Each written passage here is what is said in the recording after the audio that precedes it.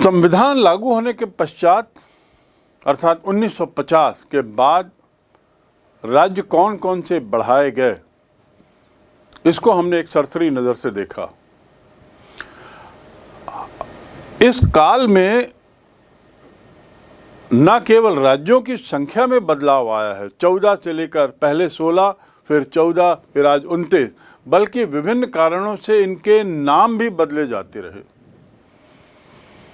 मात्र क्षेत्रीय सीमाओं में बदलाव नहीं आया, मात्र राज्यों की संख्या में बदलाव नहीं आया, बल्कि इन राज्यों के नाम भी समय समय पर बदलते रहे और आज भी वो नामकरण, नए नामकरण की प्रक्रिया चल ही रही है। कई नाम बदले गए, जैसे मद्रास का नाम तमिलनाडु किया गया, मैसूर का नाम कर्नाटक किया गया, संयुक्त प्रांत का नाम, संविधान जब बना था तो उस समय संयुक्त प्रांत का नाम संविधान में स्वीकार किए जाने के बाद उसे तुरंत उत्तर प्रदेश कर दिया गया।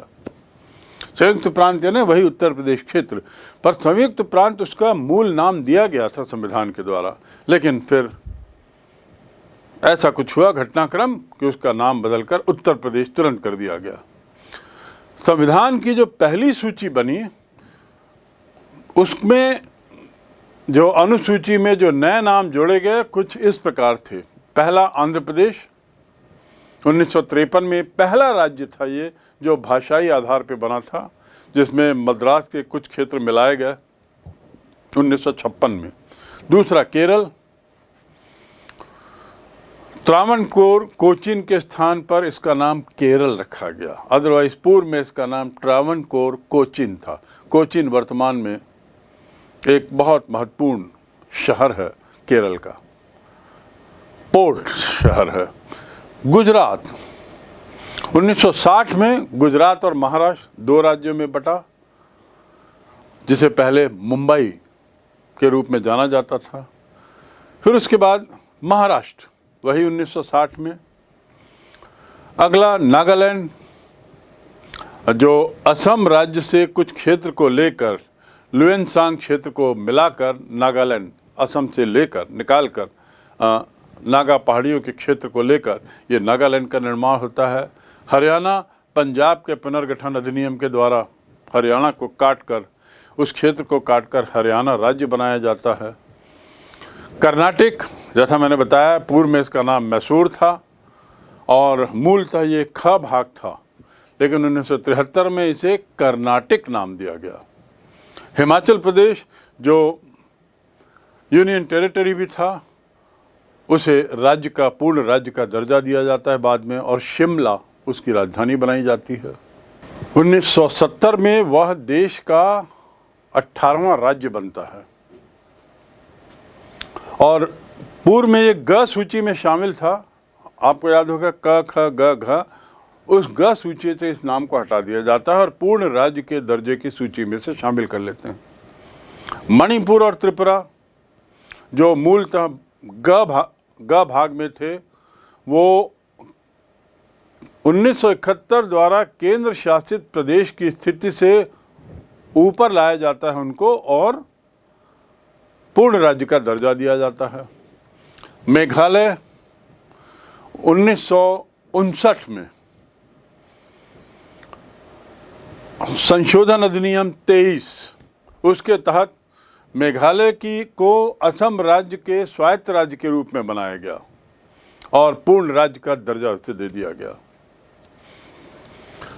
सिक्किम एक भारत का एक रक्षित राज्य था, अर्थात संविधान के 35वें संशोधन में इसे संयुक्त राज्य का दर्जा दिया गया और 36वें संशोधन में जो 1975 में हुआ उसमें उसे पूरी तरह से 22वें राज्य का दर्जा दे दिया गया, पूर्ण राज्य का दर्जा, और इस प्रकार सिक्किम भारत का 22वां राज्य बनता है। फिर मिजोरम 1986, अरुणाचल प्रदेश 1986 पूर्ण राज्य का दर्जा और मिजोरम 23वां बनता है, अरुणाचल प्रदेश 24वां राज्य होता है। गोवा 1987 में गोवा को पूर्ण राज्य का दर्जा दिया जाता है और उसका जो दूसरा क्षेत्र है दमन और दीव, इसे केंद्र शासित कर दिया गया। उसके बाद छत्तीसगढ़, मध्य प्रदेश पुनर्गठन अधिनियम 2000, याद रखेंगे कि अपने राज्य के निर्माण का आधार क्या था, किस काल में हुआ था? प्रधानमंत्री, स्वर्गीय प्रधानमंत्री अटल बिहारी वाजपेयी के काल में सन 2000 में मध्य प्रदेश पुनर्गठन अधिनियम के तहत मध्य प्रदेश के कुछ क्षेत्र को हटाकर उसे एक अलग क्षेत्र बनाया गया। 26वां राज्य, तो छत्तीसगढ़ कौन सा राज्य है, किस क्रम का राज्य है?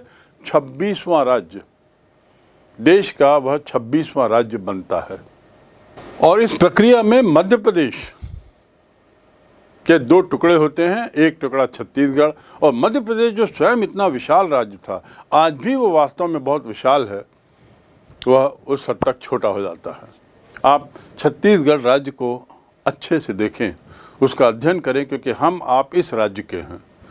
इनके जिलों की संख्या, जिलों के नाम आदि, ये भी हमें जानने की ज़रूरत है। अगला राज्य था उत्तरांचल, उत्तर प्रदेश।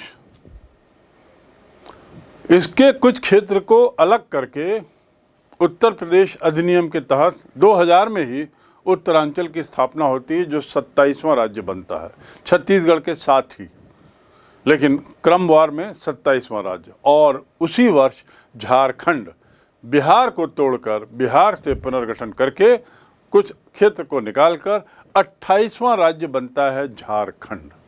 और अंतिम राज्य तेलंगाना, 2014 आंध्र प्रदेश के एक हिस्से को हटाकर 29वां राज्य बनता है तेलंगाना। तो 29वां अंतिम राज्य तेलंगाना, 26वें क्रम में छत्तीसगढ़, छत्तीसगढ़ के साथ 2 अन्य राज्यों का निर्माण होता है, उत्तरांचल और झारखंड, सन 2000 में। छत्तीसगढ़ का निर्माण मध्य प्रदेश पुनर्गठन अधिनियम के तहत होता है, आदि आदि। ये कुछ जानकारियाँ, आधारभूत जानकारियाँ आपको अवश्य होनी चाहिए। अब ये देखिए, हम इस अध्याय के अंतिम पायदान पर हैं। तुलना यदि हम करें तो 1947 का भारत का नक्शा देखें, उसके बाद 1956 का नक्शा देखें, उसमें राज्यों की अंदरूनी सीमाएं कैसी दिख रही हैं, और अब वर्तमान में भारत का नक्शा कैसा है, इस पर एक नज़र डालें। और थोड़ा उस अंतर को, जो गत 70 वर्षों में जो पुनर्गठन पर पुनर्गठन हुए हैं, उसको थोड़ा, इन परिवर्तनों को जज्ब करें। इस प्रकार हमने इस अध्याय में राष्ट्र की चुनौतियां, जो राष्ट्र ने स्वतंत्रता के तुरंत बाद देखी, उन चुनौतियों के कारणों को जाना, समस्याओं को जाना, और किस प्रकार इन चुनौतियों का निवारण, हल करने के प्रयास किए गए, हल करने के, और कितने हम सफल असफल हुए। जहाँ तक जो 3 समस्याओं का हमने अध्ययन किया, उसमें पुनर्वास की समस्या, विभाजन की समस्या, शरणार्थियों के पुनर्वास की समस्या और राज्यों के पुनर्गठन की समस्या का तो हल लगभग पूरा हो चुका है, निकल चुका है। जो एक समस्या अभी भी मुंह बाए खड़ी है, और वह है कश्मीर की समस्या। कश्मीर की समस्या के सतत प्रयास होते रहे, न जाने कितने दौर की बातचीत भारत, पाकिस्तान और विश्व के अन्य राष्ट्रों के बीच में, संबंधित राष्ट्रों के बीच में इस समस्या को लेकर चली, पर जितनी बातें हुई उतनी ही समस्या गहराती गई। और आज भी इन 3 समस्याओं में से एक समस्या आज भी एक बहुत बड़ी चुनौती बनी हुई है। तो इस प्रकार यह अध्याय यहाँ समाप्त होता है। अब हम कुछ प्रश्नों की ओर मुखातिर हों। इस अध्याय से संबंधित कुछ प्रश्न, जिनके उत्तर आपको इसी वीडियो के माध्यम से मिल जाएंगे, और यदि इन 6-7 प्रश्नों को आप उनका अध्ययन कर सही तरीके से उत्तर देखते हैं, तो निश्चित रूप से अध्याय आपके लिए पूर्णतः एक सफल अध्याय रहेगा। प्रश्नों की इस कड़ी में सबसे पहला प्रश्न, भारत में राष्ट्र निर्माण संबंधी कौन कौन सी समस्याएं मुख्य थीं? यह अध्याय ही समस्याओं का है। तो प्रश्न है, भारत में राष्ट्र निर्माण संबंधी कौन कौन सी समस्याएं मुख्य थीं? बिंदुवार वर्णन करें संक्षिप्त में। दूसरा प्रश्न, इसमें आपको तीनों समस्याओं का जिक्र करना है जिसका मैंने अभी उल्लेख किया, और उनके बारे में संक्षिप्त में लेख लिखना है। समस्या की मूल जड़ क्या थी, उस समस्या को हटाने की प्रक्रिया को संक्षिप्त में लिखें, और अंत में परिणाम क्या हुए समस्या को निपटाने के बाद, ये संक्षिप्त में लिखना। प्रश्न 2, भारत विभाजन के कारणों पर प्रकाश डालें। क्या क्या कारण थे जिसके कारण ऐसी क्या पृष्ठभूमि थी जिसके कारण भारत और पाकिस्तान का विभाजन होकर ही रहा, इसके बावजूद कि अधिकतर लोग इसके पक्ष में नहीं थे।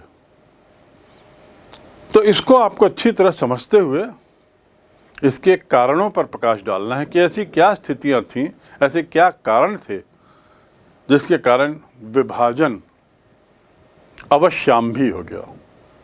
भारत विभाजन के कारणों पर प्रकाश डालें। तीसरा प्रश्न, भारत के विभाजन के बाद की पलायन की समस्या से आप क्या समझते हैं? पलायन की समस्या से आप क्या समझते हैं, संक्षिप्त में लिखें। और उसी क्रम में इस समस्या का हल कैसे किया गया, इस पर भी एक पैराग्राफ जरूर लिखेंगे। पलायन के मायने क्या थे और इसको पलायन के जो उपजी समस्याएं थीं उसका निराकरण कैसे किया गया, चाहे सरकार के द्वारा चाहे अन्य माध्यमों में, इस पर आपको थोड़ा प्रकाश डालना हो। चौथा प्रश्न, कश्मीर समस्या क्या है? 3 पंक्तियों में कश्मीर समस्या क्या है, उसी में आगे आपको लिखना है और क्यों है, यानी कारणों पर प्रकाश डालना। ऐसे क्या कारण थे कि एक कश्मीर एक समस्या बन गया? कारणों को थोड़ा विस्तार से आपको लिखना है, थोड़ा गहराई पे जाते हुए इसको लिखना है। इस अध्याय का अध्ययन करते हुए कश्मीर समस्या पर 2 बार लंबे सेशंस हुए हैं, उसमें आपको इसका उत्तर मिलेगा कि इनके कारण क्या थे। कारणों पर प्रकाश डालें। 5वां, देशी रियासतों के विलयन पर सरदार पटेल की भूमिका को केंद्र में रखकर लेख लिखें। अर्थात आपको विलयन की समस्या को उतना नहीं बताना है जितना आपको ये इस लेख में बताना है अपने उत्तर में कि सरदार पटेल ने कैसे विलयन की समस्या की जिम्मेदारी ली और कैसे उसे सफलतापूर्वक निपटाया। देशी रियासतों के विलयन को खासकर कैसे भारत के एकीकरण में, राजनीतिक और भावनात्मक एकीकरण में सरदार पटेल ने कैसे बहुत अहम भूमिका निभाई। आखिर उन्हें भारत का बिस्मार्क कहते हैं। दूसरे शब्दों में प्रश्न ये भी बन सकता है कि सरदार पटेल को भारत का बिस्मार्क क्यों कहा जाता है, लेख लिखें। मोटे मोटा उत्तर यही होगा जो आप केंद्र में, सरदार पटेल को केंद्र में रखकर विलयन की बात पर लेख लिखेंगे।